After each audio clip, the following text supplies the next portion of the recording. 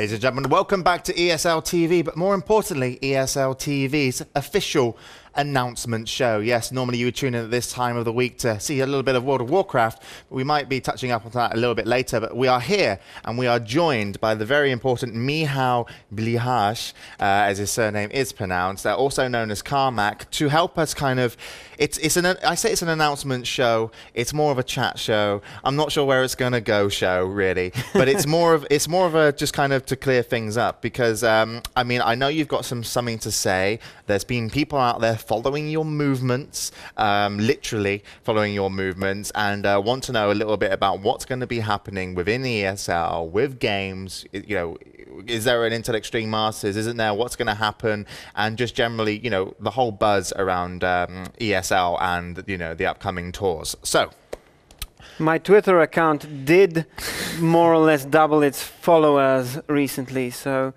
there's definitely been rumors, from 2 to 4, something like that. There's definitely been rumors around. And just to kind of, just to explain on this a little bit more, I mean, to give your position to people who don't know you have tuned in, expecting to see WoW and are new to see your face, could you give everyone just a little introduction of whom you are and what you do here at ESL? I come from Poland. I used to be an esports journalist. Now I'm a product manager for the Intel Extreme Masters project at ESL, Total Entertainment. And hopefully, which you will find out very soon, you will see me a lot next year around events, not literally as a hero of an event, but certainly somewhere in the background around events. Lurking around the events. And, you know, and when we look at the past Intel Extreme Masters, and people who have seen this is where World of Warcraft kind of made its name. Other games have been out there as well, you know, within it, Warcraft 3 and also Counter-Strike. And now, since you've taken this position, nothing has been announced yet, but there's been a lot of interest around what's going on. And this is kind of why we've had you on the show. And I think it's really important, and I'm excited to hear everything you really have to say. Now, one of the things that has happened is that obviously you have a Twitter account, ESL Michal, and some people have been following you religiously and taking everything you say and then turning it into something work-related or Intel Extreme Masters related. Can you tell us a little bit about this? Well, it's kind of funny how the media in general, the work of the media has turned from classical press release, call, phone the guy type of work to let's draw some conclusions from Facebook and Twitter, which is interesting. I mean, I'm not saying it's good or bad, it's just the way times are.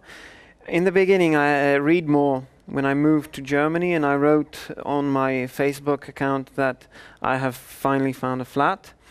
In Germany? In Germany, in Cologne. It's actually very nice. Congratulations on a nice flat. Readmo wrote that the next season of the Intel Extreme Masters is happening. Because you've moved into Because a flat. I've moved. I was originally hired to manage the Intel Extreme Masters together with Jens Allardyson, who's been with Turtle for a couple of years now, quite a couple of years now. So I'm the new guy, he's the old guy. Together we're a partnership that was supposed to run the Intel Extreme Masters. Then, as you probably know, I was Twittering to kind of leave my girlfriend a message that I'm uninstalling her World of Warcraft from my PC. Yeah, World of Warcraft has to go, apparently, and our WoW viewers did actually hear about this, and there's been, of course, a lot of news posts and also discussions around a lot of the websites. So I was actually quite shocked, you know, I'd imagine. Yeah, you've just moved into ESL, then you're in charge of one of the biggest projects, you know, of gaming in the whole year, the Intel Extreme Masters, you know, responsible for, you know, creating superstars and giving people such, you know, a reason to play games at a high level. You're in charge of this, so everything you say, you know, yes, can be taken, you know, as lightly or heavily as people choose to. But this one was taken way out of context. So yeah, continue. So I had to log into. I think I made a WoW Riot account, and I logged in. I said that it's not really true what the conclusions they drew. So now we are here to talk maybe about some facts. That's because what we want. I think it's time. I think it's high time. All right. So hopefully people will be smiling. People will be happy. because even though I don't play World of Warcraft myself, I hardly hate it. So Hardly hate it. That's I don't hate it. Okay, good. Because that's not the best compliment you could give to somebody or a game. All right then. Okay, Michal. So you want to give facts, okay?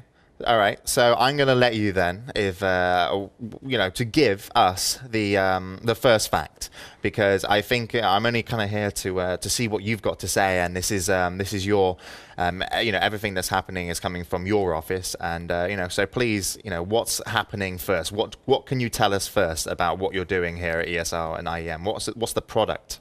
Well, the first thing that we need to announce is that next to the Intel Extreme Masters, we changed the 3 into a 4. We're going to have another season of the Intel Extreme Masters, which I hope is going to make everybody watching very, very happy. Yeah, that's a really big thing. I mean, a lot of people out there were, wasn't sure if it was coming back, and so we do now. The Intel Extreme Masters is moving into Season 4. That was the plan. That was really originally the plan when we had the finals at CeBIT. We knew we had to put a lot of work into launching the new season. Now we are ready, and we are launching it when we are ready, not before, because we've seen in esports lots of events have gone. Okay, so you've come in and we've got Intel Extreme Masters sorted, and you say you're launching it when you're ready. Yeah? So when are you ready? When can we see this? Gamescom. August 19 to 23, I believe. I hope people will not crucify me if I butchered the date. I think you got it right. So it's going to be the first launch of IEM is going to be at Gamescom in Germany then, and in Cologne. In Cologne in Germany, so kind of home of esports for Europe, and that's going to be the first Intel Extreme Masters. But also with Intel Extreme Masters, we have games to be played there. What games are going to be played there? Because a lot of people are watching. They want to know if they're going to be competing, what games they can watch if they come down. What's the first game? The first game. We are opening the event with a Super Cup, something we did already in previous seasons for Counter-Strike. Intel Extreme Masters Super Cup to open up the event. Just to go down on the suspense, World of Warcraft is coming back for another season.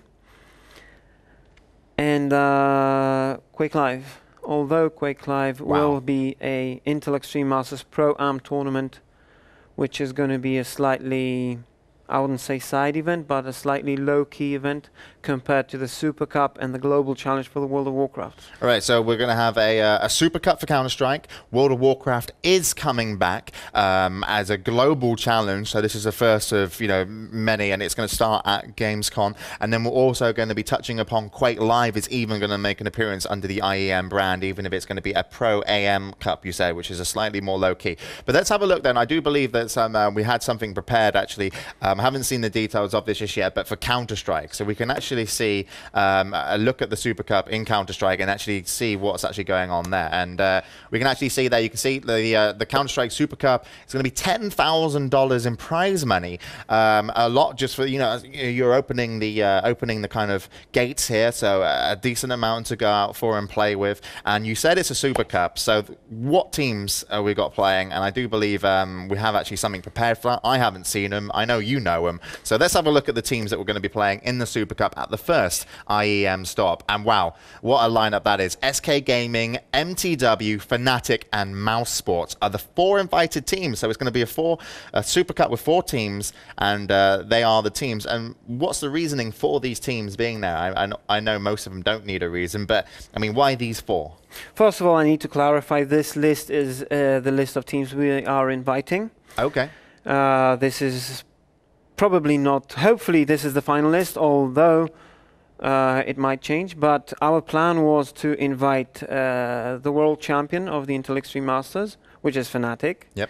The European champion to play for them to play against each other. Then we thought it was kind of small, not good enough for an opening event. So we have decided to invite the representative of the host nation, which would be Mouse Sports, the EPS champion, current EPS champion. And then to make it 4 teams, we wanted to invite the highest ranked internationally the highest ranked team in ESL competitions, which happens to be... Is that SK? SK is actually number 3 on the list behind Fnatic and NTW, already invited. Okay. So we're going to see 3 Scandinavian teams and Germans. I think it's a world-class lineup of teams. Yeah, no, certainly, you know, Super in the Super Cup, those teams certainly put it in there, and there's going to be a lot of avid, you know, CS fans looking forward to see these kind of meet again after Fnatic's kind of, you know, peak at the end of last year's season, winning, but SK as well, and NTW, but also Mouse Sports. Just each one can really take that tournament. So 10,000 in prize money for the CS Super Cup that we're going to be holding, or you're going to be holding over in Cologne, Germany, which also means then I have to ask you a little bit about what's going on with the World of Warcraft, because this is a global challenge. So what kind of information do we have about this? And I do believe, again, as I asked you the question, we do have some information. So let's take a look at it and see what World of Warcraft is going to be. Yeah, well, we can actually see that at the Global Challenge, which is what it is, this cup, and it will be $10,000 prize money for the World of Warcraft's first event at the Intel Extreme Masters. So it's back and it's come through, and you've given it exactly the same prize money as Counter-Strike, so they both hold the same weight for you in the season. Is this correct? Well, the Super Cup is kind of an opening event, I would say. The Global Challenge is more tied into the entire season. So I would even say the World of Warcraft is slightly more important for us. I wouldn't say either game event, that is. At this particular event. At this particular event. Okay. We're obviously very, very fond of World of Warcraft as a company. We are extremely fond of Blizzard. I think personally they make fantastic games for competition. As far as I know, this competition will be played, and correct me if I'm wrong, will be played on the new patch already? Yeah, patch 3.2 for lots of our WoW people that may still be there has been released, and yeah, this will be alongside, I believe, BlizzCon, if they choose to use 3.2 as well, which I'd imagine they will be the first 3.2 tournaments almost running simultaneously. I think they're actually running on slightly different days, so you're going to be able to watch the WoW Global and also BlizzCon. There is not going to be any overlap. So yeah, well, those of you worried that you might miss some BlizzCon action or some Gamescom action with the Intel Extreme Masters should not worry. There's not going to be any overlap. We have planned the schedule just so you don't miss any second of the action.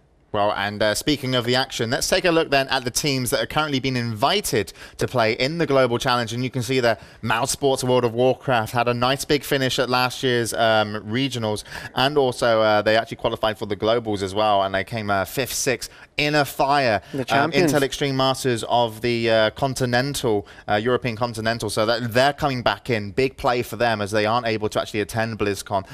We've also got Plan B Sky, Austrian team, done really well, play RMP. You've got AAA Newark, the highest finishing team at the global finals, finishing 3rd behind the 2 Korean teams. Zanzibar WoW, which is actually under the SK brand right now, the German WoW team for SK, and also NOP. And 3 other teams to be invited. And still 3 other teams to be invited. So 3? Did I?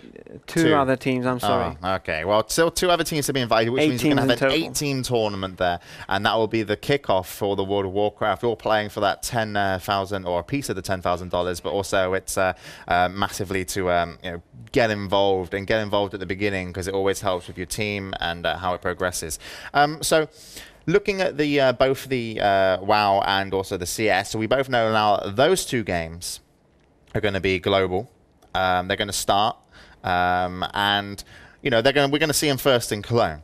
So what we want to know is a little bit more, because this is just the start. Where are we going after this? And I do believe, again, we somewhat have some information on a slide, so I'm sure you can take us with. But let's have a look and see what the Intel Extreme Masters has to offer in Season 4 a little bit more globally. So we can actually see that you have 2 global challenges, 3 continental championships, and a world championship in 2010. Can you talk us through a little bit of these sections there? Well, the structure is very simple when you look at it. The entire Intel Extreme Masters structure stands on top of the national leagues all over Europe, run by, all over the world, run by the ESL. So we call the Intel Extreme Masters the Global League of Esports Champions. So the best teams from every country get either qualified already to the Intel Extreme Masters regular season in their respective continents, or they have to pre-qualify. Depending on the strength of every country, we allow more teams to participate or fewer teams, just to make sure that the countries are represented based on their strength. Unlike in a couple of other tournaments worldwide. Obviously, then we have the 3 continental championships, and the very best teams and players from their respective continents, also based on the strength of those continents in the previous seasons, will qualify for the World Championship in 2010. And I'm hoping it's going to be another fantastic season, another magnificent season. We've seen a lot of great action last season, and obviously the global challenges will be there, which are kind of tied into the structure, but the main structure is the pyramid with the country championships, continental championships, and the world championships, with the global challenges being, I would say, an additional avenue into the world championship event. Okay, yeah, fantastic. So to kind of get through, there are a lot of stages, and maybe we can go back and talk a little bit about that later, and how people can actually get involved and have their chance to get, you know, into the Intel Extreme Masters, you know, qualify through their continentals, and also make it maybe into the you know, the big global kind of championship, the finals in 2010.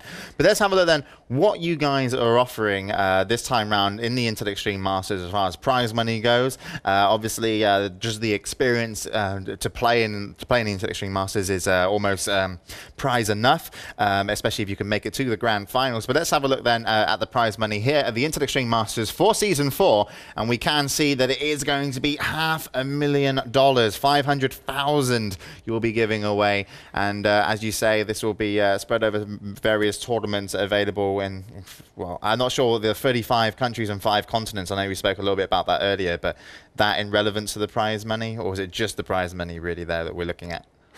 Well, I think the prize money is definitely good news for the community, the gaming community. We have to thank our generous sponsors, Intel, for that.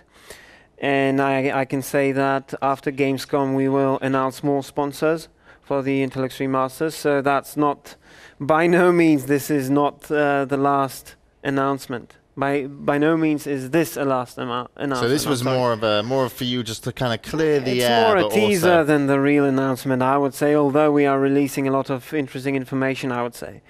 No, absolutely. I mean, we've announced the first IEM stop going to be in Cologne. Going to be at Gamescom coming up this month, and then we're going to be moving on. You know, there's going to be more stops there. We've already got the teams that we're going to see play, and then we've also got the prize money that are currently available. You know, which is absolutely, you know, it's big news for all these games, Counter-Strike and World of Warcraft. But let's talk a little bit outside of those 2 games, because what about Quake Live? And, well, I mean, even if you want to talk a little bit about Warcraft 3, because I think that, I mean, what's going on firstly with Quake Live? Because a pro AM tournament, you say. Tell us a little bit about that if you can, but also what your plans are for Quake Live. Because some people might be watching from the Quake community and gone, well, my game hasn't been mentioned. Is that it for me? Am I not going to see it there at all? Okay, the plan for Gamescom right now is to have an Intel Extreme Masters Pro-Am Challenge, which is not a serious, I wouldn't say, not a really high-profile tournament, okay, but rather a tournament where everybody can come up, sign up. I think we need more of a link to engage the people that come to those events. We need to establish a deeper link with the crowds at the conventions, because the Intel Extreme Masters usually takes place at major conventions like CeBIT, like